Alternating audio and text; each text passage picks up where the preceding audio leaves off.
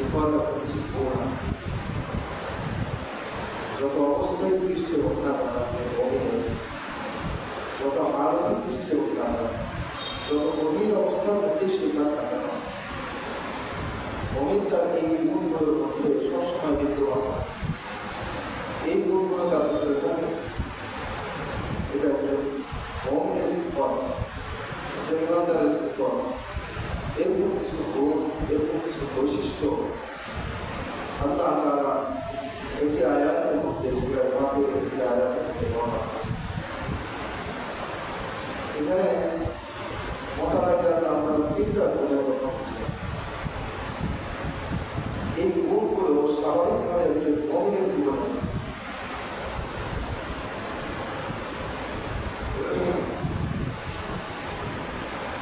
এক নম্বর আল্লাহ তাআলা যেটা বলতেন, ইন্নাল্লাযীনা ইয়াতলুনা কিতাবাল্লাহ, মুমিনের এক নম্বর গুণ হচ্ছে ইয়াতলুনা কিতাবাল্লাহ, সে কোরআন শরীফ পড়বে। সহজ বাংলায় কোরআন শরীফ পড়ে, এটা মুমিনের এক নম্বর সিফত।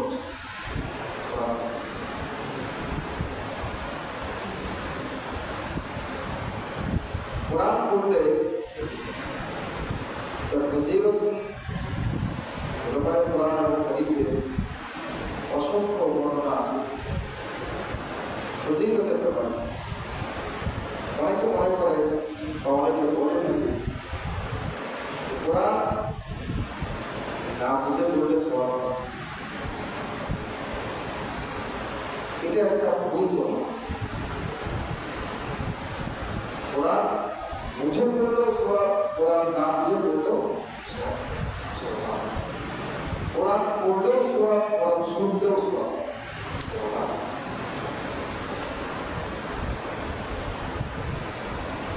কোরআন শরীফ এমন জিনিস না বুঝে পড়লে যদি সওয়াব না হয়, আল্লাহ রাসূল সাল্লাল্লাহু আলাইহি ওয়াসাল্লাম হাদিস বলছেন।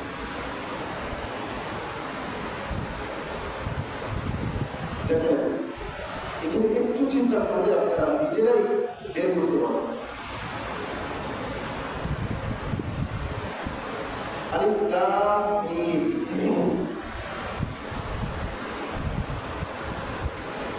এখানে তিনটি হরফ। নবীজি সাল্লাল্লাহু আলাইহি ওয়াসাল্লাম বলেন, আমি এটা বলি না যে আলিফ লাম মিম পড়লে 10 থেকে হবে, বরং আলিফ একটি সওয়াব, মানে আলিফ একটি হরফ, লাম একটি হরফ, মিম একটি হরফ। কয়টা হরফ হলো? 3 10 30। তাহলে এখানে তিনটা হরফের মধ্যে 30 থেকে হবে। এবার এই আয়াতের তাফসীরের মধ্যে লিখেছে, নবীজি সাল্লাল্লাহু আলাইহি ওয়াসাল্লামকে জিজ্ঞেস করা হলো, ইয়া রাসূলুল্লাহ, ইয়া হাবিবাল্লাহ, আলিফ লাম মিম, এই যে তিনটা অক্ষর আলিফ লাম মিম, এগুলোকে হরফুল মুকাত্তাআত বলা হয়। নবী একটু বলেন এগুলোর অর্থ কি, তর্জমা কি? নবীজি সাল্লাল্লাহু আলাইহি ওয়াসাল্লাম বলেন, ওয়াল্লাহু আ'লামু বিমুরাদিহি, এগুলোর তর্জমা, এগুলোর ব্যাখ্যা, এগুলোর অর্থ আমি জানি না, এগুলোর কথা আল্লাহ তাআলা জানেন। সুবহানাল্লাহ। আচ্ছা, এখন এই যে আলিফ লাম মিম তিনটা অক্ষর দিয়ে একটা ছোট্ট আয়াত, যে আয়াতের ব্যাখ্যা বিশ্লেষণ, যে আয়াতের তর্জমা অর্থ নবীজি সাল্লাল্লাহু আলাইহি ওয়াসাল্লাম বলেন আমি জানি না, আল্লাহ তাআলা জানেন। তাহলে যেটা তর্জমা নবী জানেন না, ওইটার ব্যাপারেই নবী বলতেছেন আলিফ পড়লে 10 নেকি, লাম পড়লে 10 নেকি, মিম পড়লে 10 নেকি। এবার বুঝে থাকতে বলবেন এটা নবীজি অর্থ জানেন না, কে জানেন? আল্লাহ জানেন। তর্জমা ব্যাখ্যা নবী বললেন আমি জানি না, আল্লাহ জানেন, অথচ বলতেছেন সওয়াব হয়। তাহলে যারা বলতেছে যে কোরআন বুঝে পড়লে সওয়াব, না বুঝে পড়লে সওয়াব না, তাহলে নবীজির এই হাদিসের সাথে সামঞ্জস্য হয়। আর যে আয়াতের ব্যাখ্যা তাফসীর, যে আয়াতের তর্জমা নবী নিজেই বলেন যে আমি জানি না, এটা এটা আল্লাহ জানেন, এটা আল্লাহর পক্ষ থেকে, এটা আল্লাহ জানেন, সে আয়াতের ব্যাপারে কোনো মুফাসসিরিন কি বর্ণনা করার সাহস আছে? তারপরেও মুফাসসিরিনরা একটা ব্যাখ্যা দিয়েছে, আলিফ দিয়ে আল্লাহ, তারপরে লামতে জিবরাইল ইবনে মুহাম্মদ, আল্লাহ, জিবরাইল, মুহাম্মদ, এই তিনজনের ভিতরে কি কথা হয়েছে এটা তারাই বলতে আমরা বলতে এটা অনেক মুফাসসিরিন ব্যাখ্যা করছে। এবার বলেন ওরা বুঝে পড়লে সব আছে, না বুঝে পড়লেও কি বলেন সবাই বলেন সুবহানাল্লাহ। ওরা এমন একটা জিনিস ওরা পড়লে সব মুমিনের এক নম্বর সিফাত আল্লাহ তাআলা কোরআনের মধ্যে বলতেছেন ইন্নাল্লাযীনা ইয়াতলুনা কিতাবাল্লাহ, মুমিন সব সময় কোরআন পড়বে, এটা মুমিনের একটা সিফাত। ও প্রতিদিনের একটা আমল বানায় দিবে, প্রতিদিন সে একটা সময় করে সে কোরআন পড়বে, এটা মুমিনের সিফাত। সুবহানাল্লাহ। আর ফজিলত শুনবেন ফেরেশতারা কোরআন পড়তে গিয়ে কিসের আওয়াজ হইতেছে, চলতে চলতে একটু শুনে আসে কিসের আওয়াজ। ফেরেশতারা যখন আসে সেখানে কোরআন পড়তেছে, ফেরেশতারা ওই কোরআন তেলাওয়াতকারীর আশপাশে সুন্দর করে বসে যায়। সুবহানাল্লাহ। আল্লাহ যখন নিজের মনকে উজাড় করে দিয়ে নিজের মনের আবেগ থেকে যখন আল্লাহ কোরআন সুর দিয়ে তেলাওয়াত করার চেষ্টা করে, মুহাম্মদের সাথে ভালোবেসে করার চেষ্টা করে, ফেরেশতারা তার তেলাওয়াতে এত বেশি খুশি হয়ে যায়, ও দেখতে পায় না, কিন্তু ফেরেশতারা তার ঠোঁটের মধ্যে চুমু দিতে থাকে। ফেরেশতারা তার মুখের মধ্যে, তার ঠোঁটের মধ্যে চুমু দিতে কোরআন তেলাওয়াত করে দেখবে ফেরেশতারা পাবস। নবীজি সাল্লাল্লাহু আলাইহি ওয়াসাল্লাম বসে আছেন, জিবরাইল আলাইহিস সালাম নবীজির সামনে বসা। এমন সময় হযরত জিবরাইল আলাইহিস সালাম নবীজিকে ডাক দিয়ে বলতেছেন, ইয়াতি আমার আবু যর, ইয়া রাসূলুল্লাহ, ওই যে দেখেন আবু যর আসতেছে। নবীজি জিজ্ঞেস করলেন, আবু যর আসতেছে, আবু যরে আপনি জিবরাইল কেমনে ছিলেন? হযরত আবু যর গিফারি রাদিয়াল্লাহু তাআলা আনহু নবীজির একজন কাছের ঘনিষ্ঠ সাহাবী ছিলেন, যার ব্যাপারে বলা হয় হযরত আবু যর গিফারি খাদেমে খায়রুল বাশর, খিদমতোं में जिंदगी भर ना बनाया अपना घर। আবু যর গিফারি রাদিয়াল্লাহু তাআলা সারা তার জীবন নবীজির এত বেশি খিদমত করছেন যে নিজের জন্য একটা ঘর বানানোর সুযোগ পায় নাই। আবু যর গিফারি এবং জিবরাইল আলাইহিস সালাম বলছে আবু যর আসতেছে। নবীজি বললেন আবু যর ছিল কেমনে? এবার জিবরাইল আলাইহিস সালাম বললেন, ইয়া রাসূলুল্লাহ, ইয়া হাবিবাল্লাহ, আবু যরকে শুধু আমি চিনি না, আসমানের সমস্ত ফেরেশতারা আবু যরকে চিনে। সুবহানাল্লাহ। জোরে বলেন সুবহানাল্লাহ। সুবহানাল্লাহ বলতে সুবহানাল্লাহ বলেন। প্রতিটা সুবহানাল্লাহ আপনার জান্নাতের মধ্যে একটা করে গাছ আল্লাহ তাআলা লাগায়। এই গাছ কত বড়? আরবের লাখ কেজি ওরা যদি 500 বছর দৌড়ায় এই গাছের ছায়া শেষ করতে পারে। সুবহানাল্লাহ। এটা সুবহানাল্লাহ বলতে কি কথা বলে? আল্লাহর পবিত্রতা প্রমাণ। সমস্ত সাহাবীরা আবু যরকে, সমস্ত ফেরেশতারা আবু যরকে ছিলেন। এবার নবীজি সাল্লাল্লাহু আলাইহি ওয়াসাল্লাম বললেন, ও জিবরাইল, তুমি এবং সমস্ত ফেরেশতারা আবু যরকে কেমনে চিনো? বলে আবু যর সব সময় নামাজের মধ্যে দাঁড়িয়ে এবং সব সময় আবু যর সূরা ইখলাসের আমল করে। সব সময় সূরা ইখলাস। আল্লাহু আহাদ, আল্লাহ তাআলা এক, আল্লাহুস সামাদ, তার কোনো শরীক নাই, লাম ইয়ালিদ, উনি পিতা না, ওয়ালাম ইউলাদ, উনি কারো সন্তানও না, ওয়ালাম ইয়াকুল লাহু কুফুয়ান আহাদ, তার সমকক্ষ কেউ হইতে পারে না। এই কুল হুয়াল্লাহু আহাদ এটা এই সূরাটা হচ্ছে তাওহীদের একটা সূরা। তাওহীদের সূরা। এই সূরাটা একটা আয়াতের ওজন অনেক বেশি। এগুলোর তর্জমা, এগুলোর অর্থ মুসলমানদের জানা থাকা দরকার। আল্লাহ এক, অদ্বিতীয়। আল্লাহ এক, এখানে ওয়াহদ শব্দ ব্যবহার করছেন।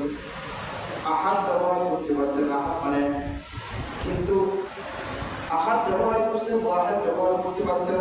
আরবিতে এক মানে হচ্ছে ওয়াহেদ, কিন্তু আল্লাহ ওয়াহেদ ব্যবহার না করে আহাদ ব্যবহার করছেন। কারণ ওয়াহেদের পরে স্থানে অর্থাৎ দুই হয়, আর আহাদ এমন একটা শব্দ যার পরে কোনো দুই হয় না। আল্লাহ এক, অদ্বিতীয়, কোনো দুই নাই। এই কুলু আল্লাহ সূরার আরো বেশি বেশি করতে আবশ্যক। আমরা এই আমল করতে পারবো, এই ছোট্ট একটা আমল পারবো ইনশাআল্লাহ। কুলু আল্লাহু আহাদ আল্লাহুস সামাদ লাম ইয়ালিদ ওয়া লাম ইউলাদ ওয়া লাম ইয়াকুল লাহু কুফুওয়ান আহাদ। তিনবার পড়লে একটা পড়া চলবে। সুবহানাল্লাহ। নবীজি বলছেন সূরা ইখলাস যদি কেউ তিনবার পড়ে আল্লাহ তাআলা তার আমলনামায় প্রায় কত কোরআন সওয়াব দিবে? এক খতম কোরআন শরীফ পড়া সওয়াব। অনেক মুদা বাবাজিরা আছে আগের জমানায় কোরআন শিখতে পারেন, কিন্তু কোনো আলেমের মুখে শুনছে, কোনো নবীর ওয়ারিসের মুখে শুনছে সূরা ইখলাসের ফজিলত অনেক বেশি। তিনবার যদি পড়ে তাহলে আল্লাহ তাআলা তার আমলনামায় খতম কোরআনের সওয়াব দেন। অনেক মুদা বাবাজিরা এটা জানার পরে আমল করতে থাকে, হাসরের ময়দানে এমন হইতে পারে আল্লাহ তাআলা তার আমলনামায় অসংখ্য কোরআন খতমের সওয়াব দিয়ে দিবেন। সে বলবে আল্লাহ আপনি কি আমার সাথে মশকরা হাসি ঠাট্টা করতেছেন কিনা? এত সওয়াব এত খতম আমার আমলনামায় থেকে আসলো, এটা তো আসার কথা না। সেদিন আল্লাহ তাআলা বলবে কেন? আমার নবীজিরা বলেছে তিনবার যদি সূরা ইখলাস পড়ো তোমার আমলনামার মধ্যে এক খতম কোরআনের সওয়াব আমি আল্লাহ দিয়ে দিব। সুবহানাল্লাহ। এভাবেই তো তুমি জমা ছোট্ট আমল, সওয়াব অনেক বেশি, ফজিলত অনেক বেশি। দেখেন সমস্ত ফেরেশতারা শুধু কি ফেরেশতারাই চুমু দেয় ঠোঁটের মধ্যে? না, কোরআন তেলাওয়াতকারী যখন আমিন দিয়ে তেলাওয়াত করতে থাকে ফেরেশতারা তার পাশে বেষ্টন করে থাকে। এক পর্যায়ে ফেরেশতারা তার মুখের মধ্যে তার ঠোঁটের মধ্যে চুমু দিতে থাকেন। একজন ইমাম ছিলেন, কেরাতের ইমাম, তিনি ছাত্রদেরকে পড়াইতেন। হঠাৎ করে একদিন ক্লাসে আসার পর তার শরীর থেকে অনেক ঘাম, স্বাভাবিকভাবে ছাত্ররা সবাই জিজ্ঞেস করে হুজুর ক্লাসের পরে আপনার শরীর থেকে এত বেশি ঘাম কেন? এই ঘাম থেকে আসবে। তো হুজুর তখন সরাই দিয়েছে, সবাই বলছে সরাই দিয়েছে। একজন ছিল তাকে রাখে পাগল ছাত্র, ও জানবেই, ও জানতে চায়, জানবেই। একজন পাগল ছাত্র উস্তাদের পিছে পিছে প্রশ্ন করছে, না আমি জানতে চাই হুজুর আপনার জবান থেকে আজকে এত ঘেরান কিভাবে বের হচ্ছে এটা জানতে চাই।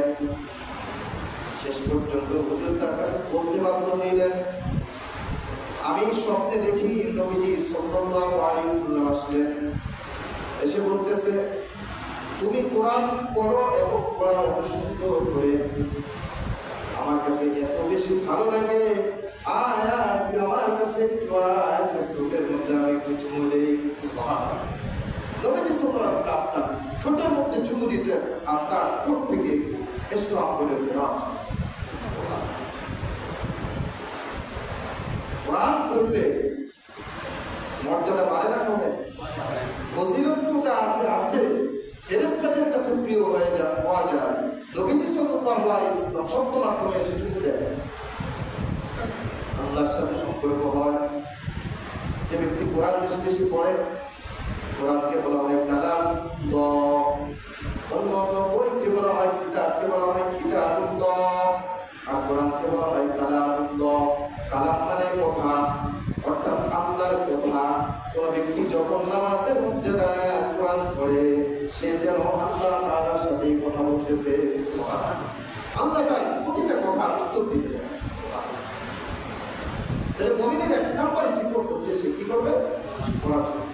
ইন্নাল্লাযীনা ইয়াতলুনা কিতাবাল্লাহ, কোরআন পড়বে, মুমিনের একটা পার্সেন্ট শুনবে।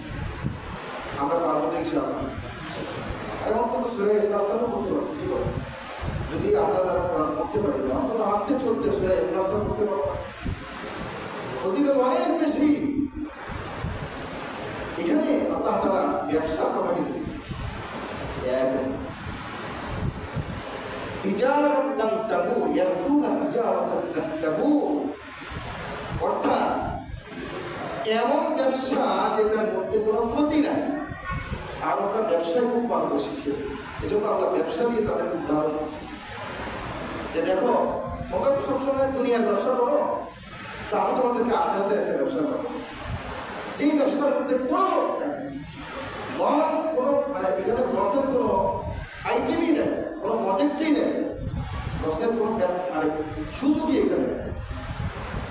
তিজারাতান লান তাবুর, আরবি ব্যাকরণ যারা বলে লাম, যেটা তাকে বোঝাচ্ছে কিছুতেই ক্ষতিগ্রস্ত হবে না। এই ব্যবসায় কোনো ক্ষতি মানে কোনো ধরনের কোনো লোকসান, শুধু লাভ। এই ব্যবসা তিনটার কথা আল্লাহ বলছে, তার মধ্যে এক নাম্বার হলো বেশি বেশি কোরআন তেলাওয়াত করা। যে ব্যক্তি বেশি কোরআন তেলাওয়াত করবে, দুনিয়ার সময় নষ্ট করে যদি সে কোরআনের মধ্যে দেয়, এটা এই প্রেক্ষাপটেই নাজিল হয়েছে, মক্কায় নাজিল হয়েছে। যখন মুসলমানদের প্রথম অবস্থা, মুসলমানরা তাদের খাবার দাবার, তাদের অর্থ সম্পদের দিক থেকে, সব দিক থেকে যখন মুসলমানদেরকে প্রত্যাশা করা হচ্ছিল, এমন মুহূর্তে কাফেররা টিটকারি মেরে বলতেছিল, এই মুসলমান হয়ে তোমার সম্পদ গেছে, সব দান করে শেষ করে দিবে, তোমার সয় সম্পত্তি সব তো শেষ করে দিবে। আল্লাহ তাআলা তখন তাদেরকে সান্ত্বনা দিয়ে বলতেছেন, আরে দুনিয়ার সম্পদ নষ্ট করেছ, দুনিয়ার সময় নষ্ট করে কোরআন তেলাওয়াত করেছ, না না না, ওটা নষ্ট হয় নাই, বরং এটা আমি জমা করে তোমার জন্য রেখে দিছি, আখিরাতে একসাথে সবগুলো তোমার দিয়ে দিব। সুবহানাল্লাহ। এখানে কোনো লোকসান না। এক নম্বর ব্যবসা হচ্ছে ইয়াতলুনা কিতাবাল্লাহ, কোরআন তেলাওয়াত করা। কি করা? কোরআন তেলাওয়াত। কি পারবো আমরা সবাই ইনশাআল্লাহ? এই ব্যবসাটা করতে পারবো তো? জীবনে বহু ব্যবসা তো করছেন, কোরআন থেকে একটা ব্যবসার কথা বললাম, কোরআন তেলাওয়াত। মুমিনের দুই নম্বর সিফাত ওয়া আকামাস সালাত, নামাজ পড়বে, এটা মুমিন। যত যন্ত্রণাই হোক, যত কঠিন অবস্থায় সৃষ্টি হোক না কেন, নামাজ আল্লাহর সাথে সম্পর্ক। নামাজের মাধ্যমে আল্লাহর সাথে সবচেয়ে বেশি সম্পর্ক হয়। বান্দা নামাজে যখন দাঁড়ায় বলে আল্লাহু আকবার, কার নাম দিয়ে শুরু করছে বলেন? কার নাম দিয়ে শুরু বলেন? আল্লাহর নাম। হাত পাচ্ছে করে বলে সুবহানাক, সুবহানাল্লাহ, সুবহানাল্লাহ, সুবহানাক। কার পবিত্রতা বর্ণনা? আল্লাহুম্মা, কার নাম? ওয়া বিহামদিকা, সমস্ত প্রশংসা কার? ওয়া তাবারাকা ইসমুকা, আপনার নাম বরকতপূর্ণ, কার নাম বলেন? আল্লাহর নাম। ওয়া তাআলা জাদ্দুকা, আপনার মর্যাদা অনেক বেশি, কে? ওয়ালা ইলাহা গায়রুক, আপনি ছাড়া কোনো ইলাহ নাই। শুধু আপনি নামাজের মধ্যে দাঁড়ায়, শুধু আপনি আর আমি, তুমি আর আমি, তুমি আর আমি, তুমি আর আমি। আল্লাহু আকবার দিয়ে শুরু হইল, এরপরে তার প্রতিটা বাক্যে আল্লাহর সাথে এটার কথা হচ্ছে, আল্লাহর সাথে কথা হচ্ছে সুবহানাকা আল্লাহুম্মা ওয়া বিহামদিকা ওয়া তাবারাকা ইসমুকা ওয়া তাআলা জাদ্দুকা ওয়া লা ইলাহা গায়রুক। প্রতিটা বাক্যে আল্লাহর জন্য, আল্লাহর সাথে বান্দার একটা সম্পর্ক শুরু হয়ে গেল। সুবহানাল্লাহ। এবার বলে আউযু বিল্লাহি মিনাশ শাইতানির রাজীম, কার? বিসমিল্লাহির রহমানির রহিম, কার? আলহামদুলিল্লাহি রাব্বিল আলামিন, সমস্ত প্রশংসা কার? আর রহমানির রহিম, কে? মালিক ইয়াউমিদ্দিন, কে?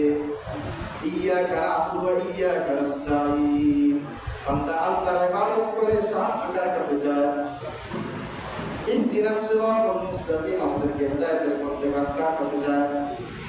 প্রতিটা কোথায় কোথায় বান্দার আল্লাহর সাথে কথা হচ্ছে। সুবহানাল্লাহ। এজন্য মুমিনের সিফাত, মুমিন নামাজ ছাড়ে না। कोई कवि बोलते हैं हर चीज में लज्जत है अगर दिल में मजा है, हर चीज में लज्जत है अगर दिल में मजा है। যদি কলমটা পরিষ্কার থাকে, দিলের মধ্যে যদি মজা থাকে, তাহলে সে প্রত্যেকটা জায়গায় মজা পায়। নামাজ পড়লে তার মজা পাইছে। আসিয়াকে অত্যন্ত বালুর মধ্যে শোয়া হইল। গোপনে মুসা আলাইহিস সালামের উপর ঈমান এনেছে।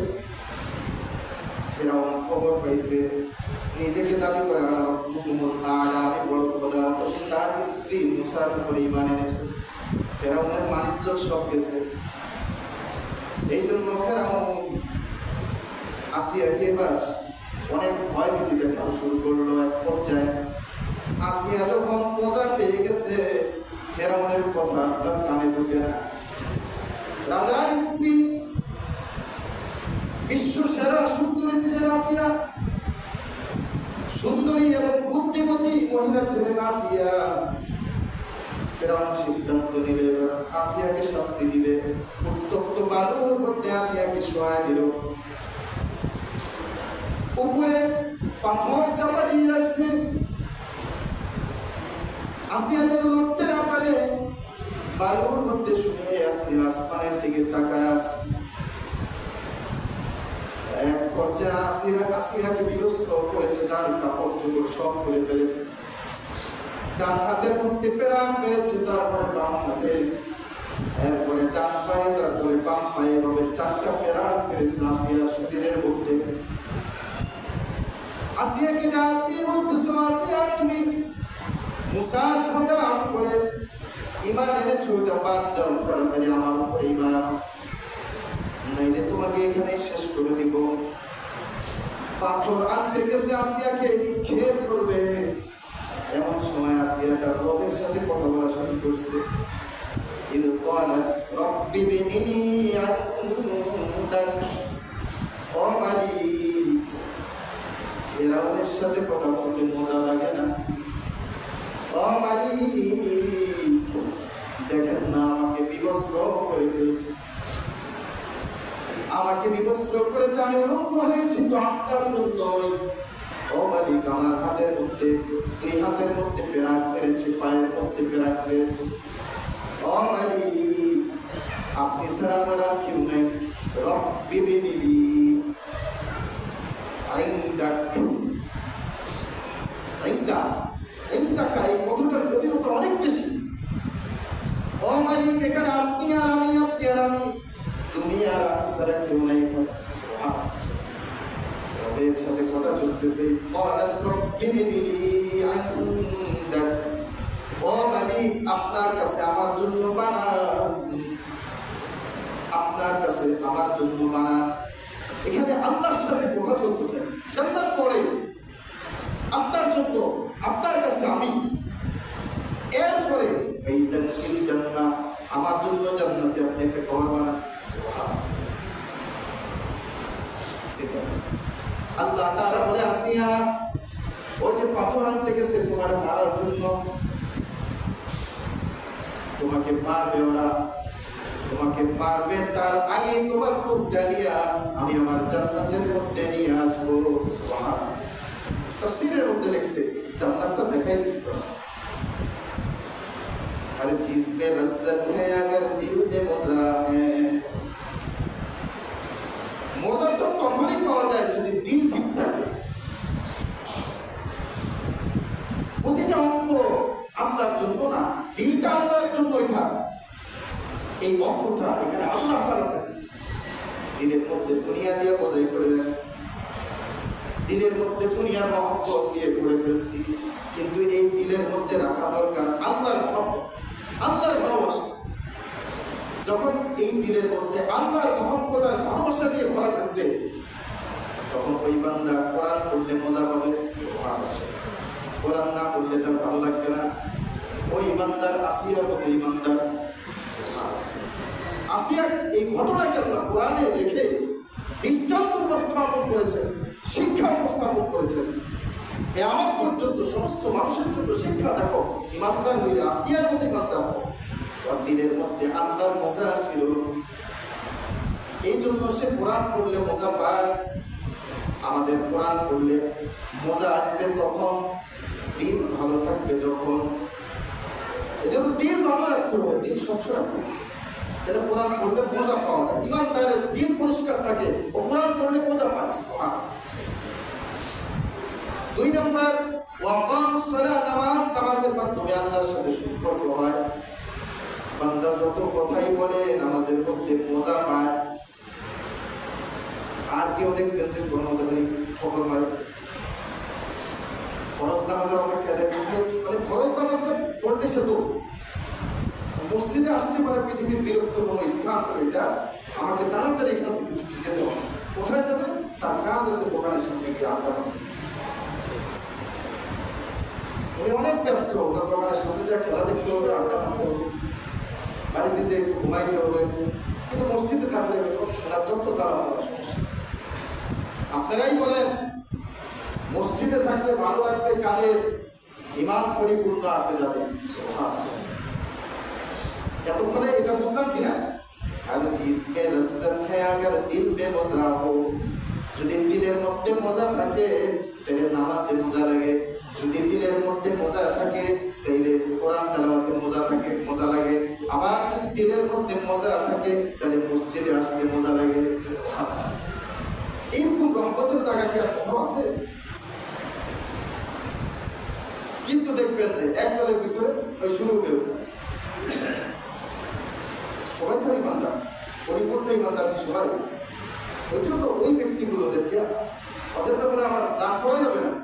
আমি যে বলতেছি বিষয়টা এমন না যে আপনি এখন বাইরে যাওয়া সমালোচনা বলছে এই লোকগুলো আগে মসজিদ থেকে বাইরে, এই লোকগুলো নামাজ পড়া শুরু করবেন না, এটার জন্য আমি ডাইরেক্ট ওই ভাইকেই বলতেছি যে এমন করতেছে। আমি বলবো তুমি তোমার দিকটাকে সংশোধন করো। কেন মসজিদে আসলে তোমার খারাপ লাগে? কেন খারাপ লাগে? কেউ কোরআন তেলাওয়াত করলে মজা পায়, আবার কেউ কোরআন তেলাওয়াত করলে তার বিরক্ত লাগে। কেউ নামাজ পড়লে মজা পায়, কেউ নামাজ পড়লে তার বিরক্ত লাগে। নামাজ কেরাত একটু লম্বা হলে তার বিরক্ত লাগে। কেউ দোয়ার পড়লে মজা পায়, আবার কেউ দোয়ার মধ্যে বিরক্ত লাগে। তুমি নিজে সংশোধন হও, আস্তে করে সাইড হয়ে যাও। যে ব্যক্তি করতে চায় তাকে করতে দাও। বুঝতে পারছেন? যে করতে চায় তাকে করতে দাও। মসজিদ তো এটাই জায়গা ভাই। মসজিদ কি এটাকে আড্ডা মারার জায়গা? এটা বড় জায়গা কি মনে হয়? এটা কি মিটিং মিছিলের জায়গা? মসজিদ কিসের জায়গা আমরা বোঝা নাই। এবাদতের জায়গা না এটা। এত টাকা দিয়ে মসজিদ করছে, কারণ কাজটা কি? যিনি করছে ওনারই জিজ্ঞাসা বলে, আপনি যে এত টাকা দিয়ে মসজিদ এটা করলেন কি উদ্দেশ্যে করছে বলে দেখুন। এইটাই বলবে যে বাচ্চা নামাজ পড়বে, আসবে, এবাদত বন্দি করবে, দোয়া করবে, কান্নাকাটি করবে, আমি এই জন্যই করছি। তাহলে মসজিদে আসছে যে লোকটা এই উদ্দেশ্যে আসছে, এখানে যে একটু দোয়া করবো, এখানে একটু কান্নাকাটি করবো, এখানে একটু তেলাওয়াত করবো, এখানে একটু নামাজ পড়বো, এবাদত বন্দি করবো, এই জন্যই তো মসজিদ। তাইলে তুমি তোমার বাড়িতে যাও।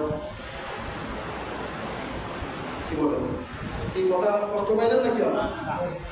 আমি বোঝানোর জন্য বলতেছি ভাইয়া, আমার যে কাজ এটা, আমার আপনি বেতন কেন দিবেন? আমি যদি এই কথা না বলি আসলে তো আল্লাহ আমার বড় না কেন?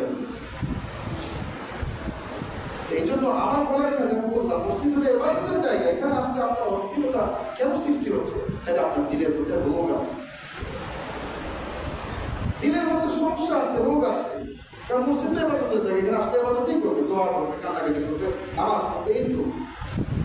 তোমার দিলের মধ্যে যদি রোগ থাকে ভাইয়া, তোমার হাতে বাইরে ধরে বলি, কোনো একজন আল্লাহওয়ালার সম্পর্কে চলে যাও, কোনো একজন আল্লাহ নদীর কাছে চলে যাও, যাও তোমার হালতগুলো বলো যে আমার তো নামাজ পড়তে ভালো লাগে না, আমার দোয়া করতে ভালো লাগে না, আমার তো জিকির আজকার করতে ভালো লাগে না, আমার মসজিদে গেলে আমার ভালো লাগে না। তো আল্লাহ ওরা কিছু সবক দিবে, আল্লাহর সাথে আস্তে আস্তে সম্পর্ক লাগাই দিবে, দেখবেন তখন মজা লাগে। কিন্তু আরেকজনকে ডিস্টার্ব করো, করতে দাও, ওই ডিস্টার্ব করবে না। এই আয়াত থেকে আমি দুইটা সবকের কথা বললাম, যে তোমরা কি জানো? এক নাম্বার কোরআন পড়ো, দুই নাম্বার নামাজ পড়ো। ইমানদারের এটা একটা পরিচয়, সিফত। তিন নাম্বার সিফত হলো আল্লাহ যা রিজিক দিছে সেখান থেকে সে বেশি বেশি দান করবে। এটা মুমিনের তিন নাম্বার সিফত। এদিকে আর দেখা এখন গেলাম যে সকালে আল্লাহ তাআলা এরপরে বলতেছেন লিওয়াফিয়াহুম উজুরাহুম, হাসরের ময়দানে পাই টু পাই আল্লাহ তাআলা বুঝায় দিবেন, যা খরচ করবা তাই পাবা। সুবহানাল্লাহ, 1 টাকাও নিতে হবে। আল্লাহর ঘরে দান করছো, গরিব মিসকিনকে দান করছো, মাদ্রাসা মসজিদে যেখানে সেখানে দান করছো, যত দান করছো তোমার 1 টাকাও বিফলে যাবে না। লিওয়াফিয়াহুম উজুরাহুম, পাই টু পাই হাসরের ময়দানে আমি বুঝাই দেব। সুবহানাল্লাহ, শুধু কি তাই? ওয়াজিদাহুম মিন ফাদলি, আল্লাহ তাআলা অনুগ্রহ করে দয়া করে হাসরের ময়দানে দানকে অনেক পরিমাণে বাড়ায়া তারপরে আপনারা আমলনামায় দিবেন। বিষ যাবে না। তাই তিনটা ব্যবসার কথা বললেন, শেষে যায় বললেন ইয়ারজুনা তিজারাতান লান তাবুর, মুমিন আশা করে পশ্চিমকালেও এই ব্যবসায় কোনো লস না। 1 নম্বর ব্যবসা তেলাওয়াত কোরআন, 2 নম্বর ব্যবসা নামাজ, 3 নম্বর ব্যবসা যখন যা সামগ্রী গুলো দাম, 1 টাকা পারেন, 5 টাকা পারেন, যা পারেন দাম। এটা মুমিনের সিফত। এই 3টা ব্যবসা আল্লাহ তাআলা আমাদেরকে করার তৌফিক দান।